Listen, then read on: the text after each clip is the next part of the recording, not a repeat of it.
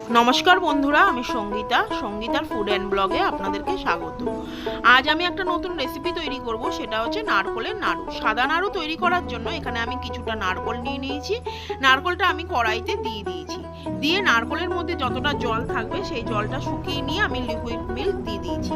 এখানে কিছু dry fruit নিয়েছি, কাজু আর কিশমিশ। কিশমিশটা আমি নারকল আর দুধের মধ্যে দিয়ে দিয়েছি।